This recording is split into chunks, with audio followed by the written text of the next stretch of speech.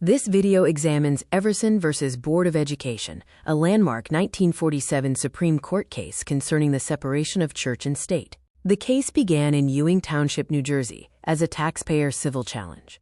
Arch Everson sued the Board of Education over a policy reimbursing parents for transportation costs to both public and Catholic parochial schools, arguing it violated the Establishment Clause.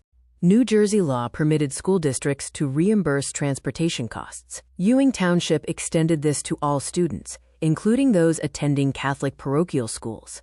Everson, a local taxpayer, filed suit arguing public funds should not support religious institutions. After the trial court and the New Jersey Supreme Court upheld the reimbursement program as a general welfare measure, Everson appealed to the U.S. Supreme Court. Everson's theory was that public funds cannot support religious institutions, even indirectly. He argued the program violated the Establishment Clause, forcing taxpayers to subsidize religious education, and demanded a strict separation between church and state. His argument emphasized strict separation, warning that funding buses was a, quote, slippery slope toward establishing religion. Everson insisted he sought neutrality, not hostility, arguing the government cannot pick which religions to fund. Witnesses supported Everson's claim, including a historian citing Madison and Jefferson's Wall of Separation. Others argued the reimbursement was a financial subsidy to the school and created a second-class citizenry divided by creed. Historian Madeline Clark testified that the Wall of Separation is a structural imperative and that funding religious education with tax power lays the first brick of establishment. Justice Black later incorporated Jefferson's, quote, Wall of Separation metaphor from an 1802 letter into the foundational rule for the Establishment Clause. Rabbi David Eisenberg expressed concern that the reimbursement showed an official state preference, making minority faiths feel that one religion was being favored. Economist Professor Vance argued that relieving parents of transportation expenses directly aided the religious school, improving its balance sheet through an indirect appropriation of public funds. A public school teacher testified that the policy compromised the public school's neutral ground, creating a community divided into first- and second-class citizens by religious creed. Everson's veteran brother emphasized the core principle of government neutrality and warned that chipping away at the Wall of Separation compromises American peace and equality. In summary, Everson argued that the use of public funds to reimburse religious school transportation effectively subsidized religious education and was a dangerous step toward establishing religion. The Board of Education's defense centered on the child benefit theory, arguing the reimbursement was a public safety service, not a subsidy for the church. They framed it as general welfare legislation and basic equity for tax-paying parents. The board's witnesses, including a pediatrician and Catholic parents, emphasized the compelling public interest in child safety. They argued the policy was religion-blind, neutral, and that denying safety based on school destination was punitive and discriminatory.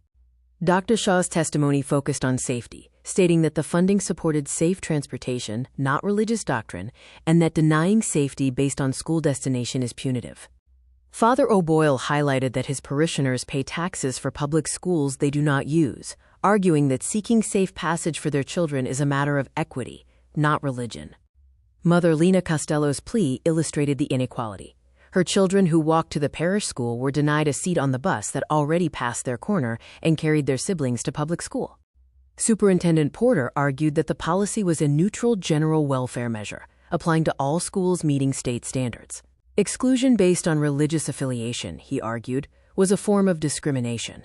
Legal historians counter-argued that the Establishment Clause prevents a national church and coercion, but does not mandate hostility toward religion, allowing laws that incidentally benefit religious groups while serving a secular purpose. They concluded that funding transportation is a sensible accommodation in a pluralistic society, serving a secular purpose without establishing religion or coercing belief. The trial court initially upheld the transportation reimbursement program, ruling it a permissible general welfare measure that did not violate the Establishment Clause, supporting a child benefit approach. Everson appealed, but the New Jersey Supreme Court affirmed the ruling, agreeing that the reimbursement program was a constitutional general welfare measure. Everson then appealed the ruling to the U.S. Supreme Court, which agreed to hear the case to address the core Establishment Clause question. The U.S. Supreme Court, in a 5-4 decision, upheld the reimbursement program. The majority opinion, authored by Justice Black, adopted the, quote, child benefit theory, finding the funds aided the children's safety, not the religious school. 4 justices strongly dissented, rejecting the, quote, child benefit theory and arguing the funding was an unconstitutional aid to religion, compromising the separation of church and state. The Everson case famously established the high, quote, wall of separation metaphor for the First Amendment, laying the foundation for future Establishment Clause tests by permitting general welfare benefits while enforcing strict separation principles. Justice Black first incorporated Thomas Jefferson's, quote, wall of separation language from an 1802 letter into the court's Establishment Clause jurisprudence. The Board of Education's key arguments successfully established the program as a necessary public safety service and a neutral general welfare measure, asserting that exclusion based on religious affiliation was discrimination. Everson's constitutional impact is profound, establishing the, quote, wall of separation metaphor and paving the way for the development of subsequent Establishment Clause tests, such as the Lemon Test. Thank you for watching this video on Everson versus Board of Education.